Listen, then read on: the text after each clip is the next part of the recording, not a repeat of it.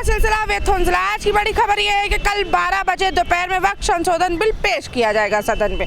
इसको लेकर पूरे अगर हम बात करें बिहार हो, जेडीयू हो या उत्तर प्रदेश हो, लगातार इस पर विरोध प्रदर्शन किए गए। यहाँ तक के जंतर मंतर भी हाल ही में विरोध प्रदर्शन किया गया। विपक्ष का कहना है कि यह बिल असंवैधानिक और मुस्लिमों के खिलाफ है। वहीं सत्ता पक्ष का कहना है कि यह बिल पारदर्शिता लाने के लिए। वहीं सपा ने कड़ी चेतावनी देते हुए ये कहा है कि इस बिल को लेकर कल सड़कों पर धरना प्रदर्शन और विरोध प्रदर्शन किया जाएगा। हम लखनऊ की जनता के बीच में वो कैसे जानती है इस वक्त संशोधन बिल को लेकर, क्योंकि ये मामला काफ़ी लंबे समय से चलता चला आ रहा है। लगातार इस पर बैठकें हो रही, बैठकें खारिज की जाती हैं। हम लखनऊ क्या ये जो बिल ला रहे हैं वो पारदर्शिता के लिए ला रहे हैं कि सिर्फ मुसलमान या हिंदू करने के लिए ला रहे हैं? देखिए, आपने अपने डिबेट में जो दो शब्द आपने डाला है ये गंभीर शब्द है और इसकी व्याख्या भी मैं समझ रहा हूँ कि गंभीरता से की जानी चाहिए। पहला शब्द ये कि वक्फ बोर्ड पर जो सरकार बिल ला रही है इसको सपा के लोग कैसे पढ़ लिए, पहला सवाल। और दूसरा सवाल ये कि अगर वो बिल आ रही है तो एक कह रहा है कि ये बिल जो है भारत के सृजन के लिए अनिवार्य है। तो भाई जब वो भारत के सृजन के लिए अनिवार्य है लेकिन व्याख्या नहीं दी, कोर्ट की व्याख्या होती है, आप बगैर व्याख्या जाने हुए अगर आपने डिबेट लाया है तो हम समझते हैं कि सब लोगों को अपने संयम से उस बिल पर की विवेचना का जो प्रारूप है उसमें अपना मंतव्य को रखें। लेकिन सपा बसपा के लिए वो बिल, भाजपा के लिए बिल नहीं है। अच्छा। बिल सरकार ले आ रही है, भारत सरकार की बिल है, भाजपा की बिल नहीं है।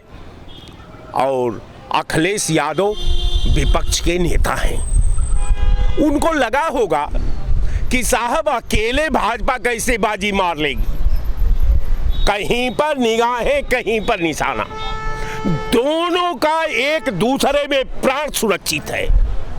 ये बगैर उस इशू को उठाए हुए अपना पहचान को कायम नहीं रख सकते।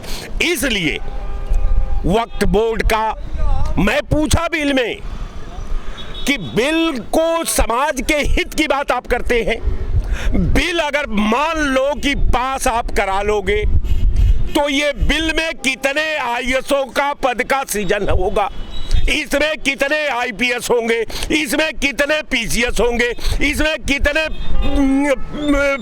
पीपीएस होंगे, तो आपके पास कोई जवाब नहीं।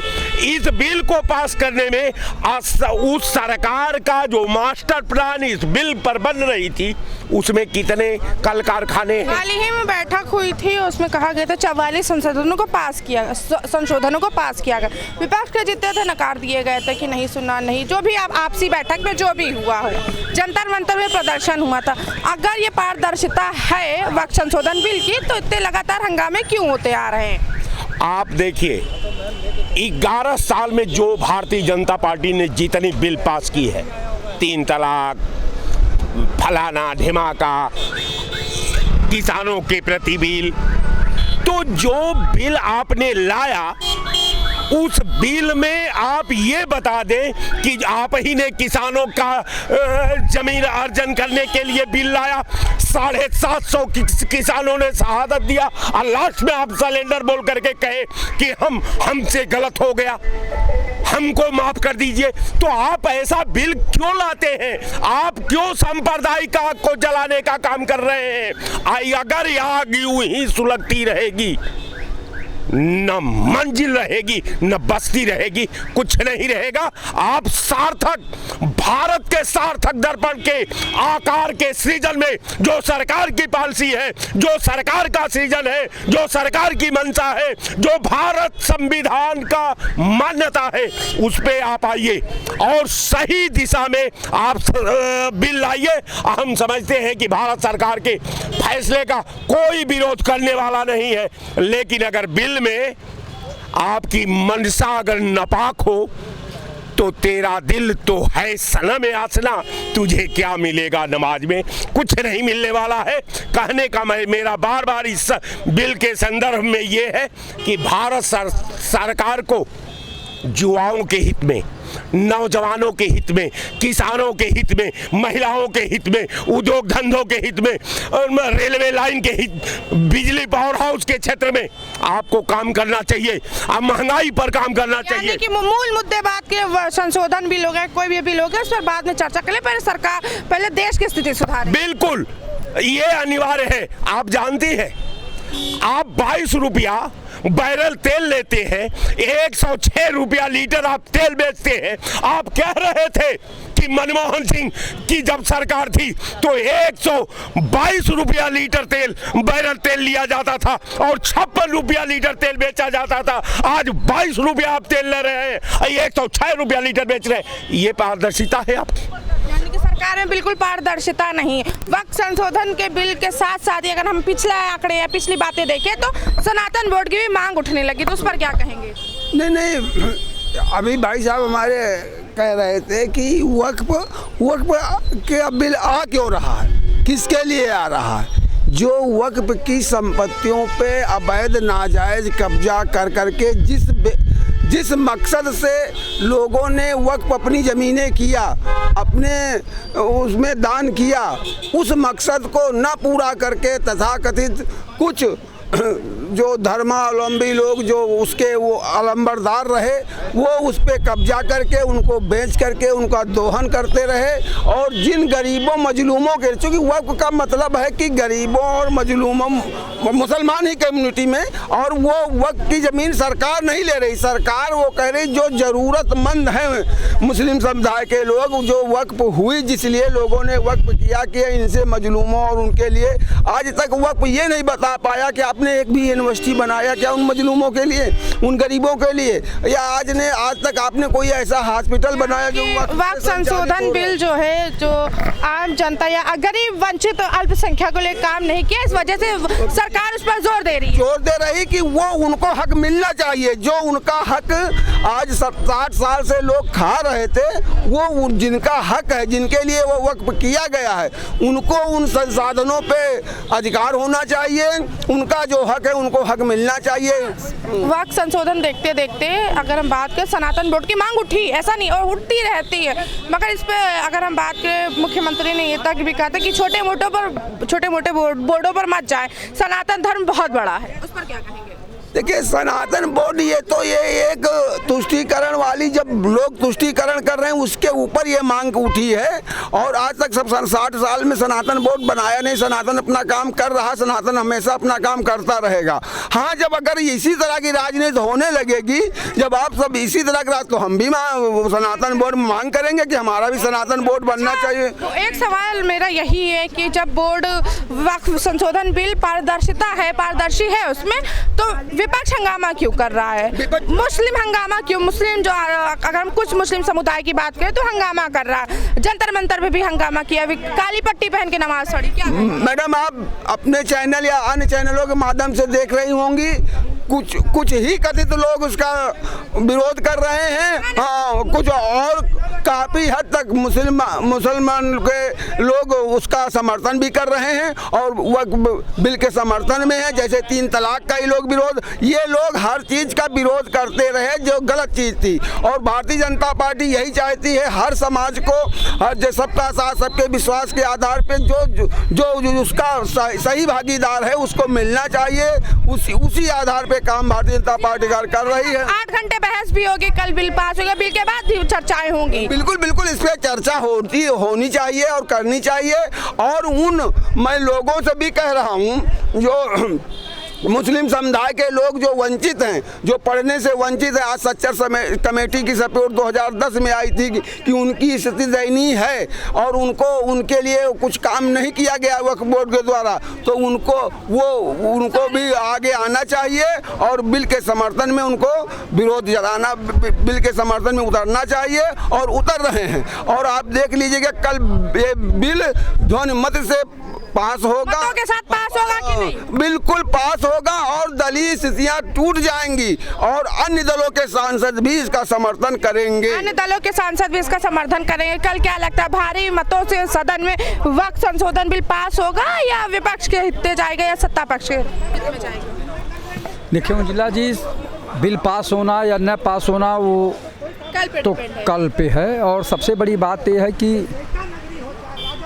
नीयत साफ हो, बिल ले आवें, बिल पास भी हो, स्वागत है, लेकिन वो ज़मीनें वक्फ बोर्ड की लेकर अडानी अंबानी को देने का काम न करें, गरीबों के हित की बात करें। और इतने नहीं, जितने बड़े बड़े ज़मींदार अभी भी ज़मीन बचाए हुए हैं उनकी ज़मीनों को भी जो है लिया जाए। कारण है कि ये ज़मीन कुछ लोगों के पास 500 बीघा 400 बीघा अभी भी है और कुछ लोगों के पास 10 बिस्वा 5 बिस्वा 2 बीघा तक नहीं है।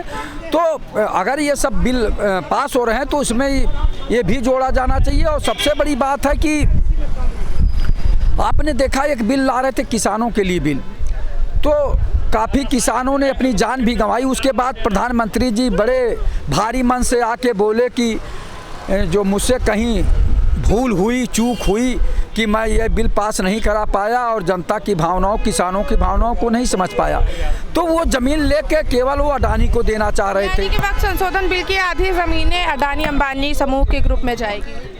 देखिए, अडानी अंबानी ग्रुप को अगर देते हैं तो जनता कभी नहीं माफ़ करेगी। अगर एक गरीबों के हित में कोई काम करते हैं तो जनता स्वागत करेगी। मुद्दा वक्त संशोधन बिल का लगातार उठता है, मगर जोर ज़्यादा दिया जाए। आप बोले कि पहले भी सरकारें रहीं, भाजपा की 11 साल सरकार रही केंद्र में, अभी तो दूसरा साल प्रदेश में सरकार रही, मगर अभी अगर हम कुछ ही पीछे वर्तमान साल पास्ट में देखें तो ये सारी चीज़ें ज़्यादा हैं। हाँ, देखिए, ऐसा कि पहले की बातें अलग हैं। जब से ये 11 साल से देश के प्रधानमंत्री बने हैं तब से एक एक से बड़े मुद्दे लेके आ रहे हैं। ये इन्होंने रोजगार पे कोई काम नहीं किया, भ्रष्टाचार मिटाने का कोई काम नहीं किया, महंगाई कम करने का काम नहीं कोई किया। आप ये बताइए, MSc PhD डिलीट करके बीटेक एमटेक करके IIT करके ITI पॉलीटेक्निक करके D pharma B pharma M pharma करके बच्चे बेरोजगार घूम रहे हैं। माननीय देश के प्रधानमंत्री जी इस पर कोई कार्य योजना नहीं लेके आ रहे हैं कि कैसे इन लोगों को रोजगार दिया जाए। तो ये सब चीज़ों पे तो बात होनी चाहिए, जिस पे बहस होनी चाहिए, लेकिन ये जनता का मूल मुद्दे से ध्यान भटकाने के लिए इस तरह का ले आते हैं कि अब जो है वक्फ बोर्ड का भी हाँ ले आ रहे हैं, वक्फ संशोधन बिल ला रहे हैं। तो आप बताइए, ले आइए, लेकिन जनता के हित की बात करिए, न कि इसकी जो है ज़मीन लेकर मुस्लिम समुदाय इस बिल को कैसे देखेगा? अगर कल पास होता है कैसे देखेगा? मुस्लिम समुदाय इस समय क्या देखेगा? मुस्लिम समुदाय तो बहुत परेशान है कि रोज़ मुस्लिम समुदाय के ऊपर कोई न कोई उंगली उठ रही, कोई न कोई दिक्कत आ रही है। तो मुस्लिम समुदाय जो है बहुत परेशान नज़र आ रहा है, लेकिन उनको सांत्वना देना चाहिए देश के प्रधानमंत्री जी को कि इनके साथ अन्याय नहीं होगा। लेकिन ऐसा नहीं है, ये विश्वास दिलाने में जो है फेल हो रहे हैं, जनता को विश्वास नहीं दिला पा रहे हैं, विशेषकर अल्पसंख्यकों को जो है विश्वास नहीं दिला पा रहे हैं देश के प्रधानमंत्री जी। उनको ये विश्वास दिलाना चाहिए कि किसी के साथ अन्याय नहीं होगा। वैसे प्रदेश के मुख्यमंत्री जी हैं, ये भी उस तरह का कोई जो है विश्वास नहीं दिला पा रहे हैं। तो लोग आपस में वो कहते हैं कि अगर हिंदू सुरक्षित है तो मुसलमान सुरक्षित है। अब बोलने के लिए कुछ बोले, आखिर ये बताइए कि हिंदू सुरक्षित है तो मुसलमान सुरक्षित है, मुसलमान सुरक्षित है तो हिंदू सुरक्षित है? ये तो होना चाहिए भाई। देखिए, ये जो है देश जो है गंगा जमुनी तहजीब का है, और कभी लोग कहते थे हिंदू मुस्लिम सिख ईसाई आपस में है सब भाई भाई। ये नारा खत्म होता नजर आ रहा है। अब खत्म लोग कर रहे हैं तो ये नफरत की बीज बो रहे हैं ना। जो पेड़ इतनी जल्दी नहीं बड़ा होता, बहुत देर में बड़ा होता है। आप छोटा सा बीज बोते हैं, पौधा बनने में बहुत देर लगती है।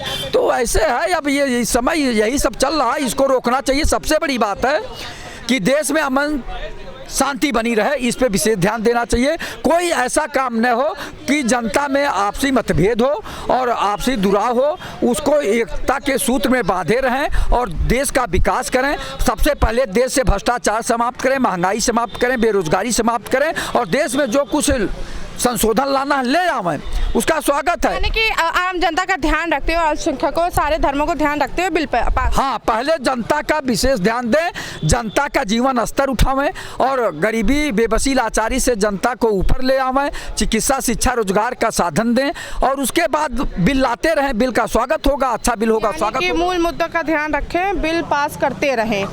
लगातार बिल पर सवाल उठते रहे हैं, और अगर हम बात करते हैं बिल पारदर्शिता है बिल में, तो विरोध क्यों हो रहा है इसका? जंतर मंतर का घेराव हो, चाहे काली पट्टी पहन के नमाज क्यों ना पढ़ लो, विपक्ष असंवैधानिक मुस्लिमों के हित में ना होना ये संविधान।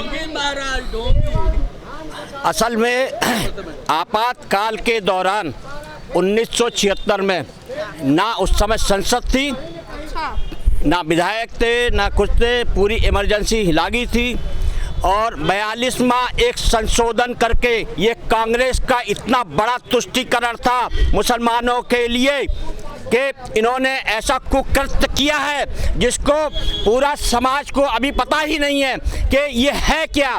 42वां संशोधन आपातकाल के दौरान, ठीक है, जिसमें कोई ना पत्रकार बोल सकता था, ना सरकार बोल सकती थी, ना जनता बोल सकती थी। कोई अगर कुछ बोलता था तो उसको जेलों में सरकार तो बोल सकती थी ना तब। सुन लीजिए, ठीक है, उस समय पे ये वक्फ का एक उन्होंने सोचा कि जब आपातकाल खत्म करेंगे तो मुझे वोट कौन देगा। तो सोचा कि भैया एक तो अपनी बिटिया की शादी खास साहब से करा दी, ठीक, तो मुसलमानों के वोट मिल जाएंगे। दूसरा एक ऐसा बिल लेके आए, 42वां संशोधन करके ये कांग्रेस सरकार इंदिरा जी लेके आई कि भैया कम से कम आपातकाल के दौरान मुस्लिमों के वोट अगर एक तरफा हमको मिल जाएंगे, ठीक है, तो एक वक्फ का बिल ले आए, ठीक है, कहा कि जो संपत्ति आप बताओगे, ठीक है, पूरे भारत के अंदर, ठीक है, वो संपत्ति आपकी होगी। अरे ये कैसा तुष्टीकरण था कांग्रेस का, ठीक है। इनके नेता बता नहीं पाते हैं कि भैया उस समय कोई विधायक, कोई प्रधानमंत्री, कोई मुख्यमंत्री आपातकाल लगा दिया, 42वां संशोधन कर दिया, उनको एक बिल दे दिया, जो भी संपत्ति है वो तुम्हारी होगी, ठीक है। रेलवे के बाद में, आर्मी के बाद में इनके पास संपत्ति कहाँ से आई? क्या मुगल अगर डोनेट करके गए थे जो उनके लास्ट पूर्वज थे, अगर हम बात मुगल डोनेट करके गए थे कि हमारे जितने भी पूर्वज थे, मेरी बात सुने, ये भारत की संपत्ति, मेरी बात सुने पहले, भारत की संपत्ति थी, ये क्या अफगानिस्तान से लेके आए थे क्या? अरे आप मैडम बेकार देखिए, हाँ बताइए। पहली बात तो प्रधानमंत्री जी कहते हैं ना खाएंगे ना खाने देंगे, और ये बीफ कंपनियों से चंदा ले करके खा रहे हैं, जनता को भिखारी बना रहे हैं। न ये शिक्षा बात करेंगे, ना महंगाई बात करेंगे, ना बेरोजगारी बात करेंगे, ये सब खत्म है। कह रहे हैं मैं वक्फ बोर्ड का बिल ला करके दिखाऊंगा। अरे एक तड़ी पार है, एक प्रधानमंत्री हैं, इनकी औकात नहीं है, इनकी माँ दूध नहीं पिलाई है। आप शब्द यूज ना करें, प्रधानमंत्री और गृह मंत्री, आप शब्द यूज ना करें। मैं राजनीति से संन्यास ले लूंगा अगर प्रधानमंत्री जी वक्फ बोर्ड बिल ला करके पास करवा के दिखा दे तो मैं राजनीति से संन्यास ले लूंगा। मैं आपका चैनल पे कह रहा हूँ, वक्फ बोर्ड का बिल ला के पास करवा दे प्रधानमंत्री, मैं जान जाऊँ कि हाँ बड़े पावरफुल है। अच्छा, वक्फ बोर्ड का ये लोग इसी तरह सब हटा दिए, धारा 370 हुआ, 3 तलाक हटी, ये जिस कहते रहे एक माफिया कह रहा था कि अखिलेश यादव ने कहा माफिया को मिटा के देखो, माफिया मिट गया। ये इसी जिस माफिया मिट गया तभी लगातार, अगर हम बात करें पुलिस प्रशासन लगातार शिकंजे में पकड़ नहीं पा रही, डायरेक्ट इनकाउंटर कर रही, दूसरी महिला आकर लखनऊ में मर्डर हो रहा, बगल में उसके दूसरी तरफ सगे भाइयों का जो उठा के ले गया मर्डर हो रहा है, हुआ, ठीक है। हाँ, तो वही है कि कांग्रेस का तुष्टीकरण छुपाने के लिए ये बेसुरे कार्यकर्ता बेहूदगी की बात करते हैं। ये समझते नहीं है कि हमारे देश की कितनी संपत्ति इन लोग के पास में है, ठीक है। ये माफिया है, संशोधन बिल दूसरे देश का तो है नहीं, यही का है। नहीं, कहने का मतलब है, अरे भैया इतनी जमीन संपत्ति काहे दे दिया? कौन सा तुष्टीकरण अपना आपातकाल में अपना कर रहे थे? ये क्या अफगानिस्तान से लेके आए थे? ये भारत की भूमि है, ये हमारी भूमि है, हमको पता होना चाहिए ये भूमि कहाँ से आई है, ठीक है। लेकिन नहीं, बेसुरे कार्यकर्ता, बेसुरे नेता बकवास भरी बातें, ठीक है, फिजूल की बात करेंगे। और ये कह रहे हैं कि माँ का दूध किसी ने पिया, कल जब बिल आएगा ना तो दिखा भी देंगे कि किसने हो जाएगा पिया है और किसने शेर का दूध पिया है। राजनीति से संन्यास ले लूंगा, राजनीति से संन्यास ले लूंगा, वक्फ बोर्ड बिल पास करवा के दिखा दो उनको, देना पड़ेगा। अरे अंग्रेजों दलाली, औरंगजेब के दलाली करने वाले ये क्या ले आएंगे? औरंगजेब के दलाल दादा क्या अरे हमने लाके दिखा दिया। पास होगा बिल कि नहीं? बिल कौन सा बिल? कौन सा संशोधन बिल? कौन सा बिल? वक्फ संशोधन बिल। ये नरेंद्र मोदी के पेट में वापस चला जाएगा। अच्छा। हाँ, ये नरेंद्र मोदी के पेट में वापस चला जाएगा। ये अस्थायी ढंग से फाइल में बंद हो जाएगी और ये कब होगा कैसे होगा ये लोग जानते हैं और कोई नहीं जानता। ये केवल अरे कल आवे चाहे परसों आवे चाहे 4 दिन बाद आवे, लेकिन ये पास होगा नहीं। आप लोग जबरी जबरी प्रधानमंत्री कुर्सी चली जाएगी, मैं बता रहा हूँ। ये बिजली का ये बिल पास होने में, ये बिल जो पास होने में, ये बिल पास होने में इनको शायद नकली हिंदू की जरूरत पड़ गई। नकली हिंदू की जरूरत पड़ जाए। सतपाल जी नकली हिंदू की जरूरत पड़ जाएगी। देखिए मैम, मुझे तो सबसे पहले तो मैं आपको ईद की मुबारक देता हूँ, क्योंकि आप मेरा स्टेटस नहीं देखती है, डाला है मैंने आपके नंबर पे भी डाला। अच्छा, आपका स्टेटस क्यों देखेंगे और आप ऑन चैनल आप ऐसी बातें कर रहे हैं? नहीं मुद्दे पे आते हैं ना, डाला है ईद की मुबारक। स्टेटस क्यों देखेंगे? अच्छा, क्यों ना दिखे? मेरे को पहला मतलब सुनिए, आपको ईद की मुबारक। उसके बाद अब सुन लीजिए, नरेंद्र मोदी को ऐसा ना हो कि कहीं ये चारों बीवियां इसकी तलाक दे दें। अब आप पूछोगे ये वक्फ बोर्ड बिल में 4 बीवियां कहां से आ गई? तो पहली बीवी है चंद्रबाबू नायडू, दूसरी है नीतीश कुमार, तीसरी है चिराग पासवान, चौथी है जयंत चौधरी। अगर वक्फ बोर्ड बिल आया तो नरेंद्र मोदी को ये चारों उनकी बीवियां तलाक दे देंगी। अब आप सुनिए, आप 2014 में आए सत्ता में, आप 2019 में आए, क्या सो रहे थे? एक बार अमित शाह ने कहा था सदन में कि जान दे देंगे, एनआरसी बिल लेके आएंगे। कहाँ है बिल? कहाँ है बात है?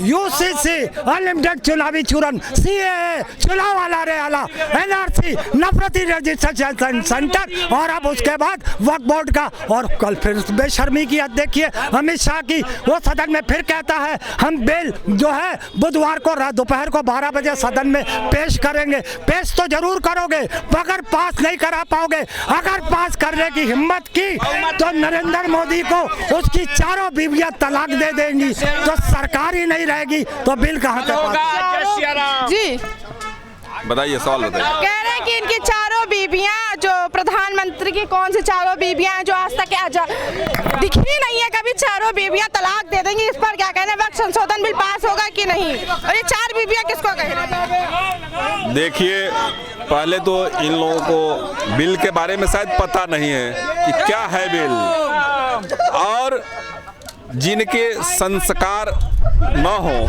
आज इसके दिमाग संतुलित न हो, वो कब क्या बोलेंगे कोई भरोसा नहीं है।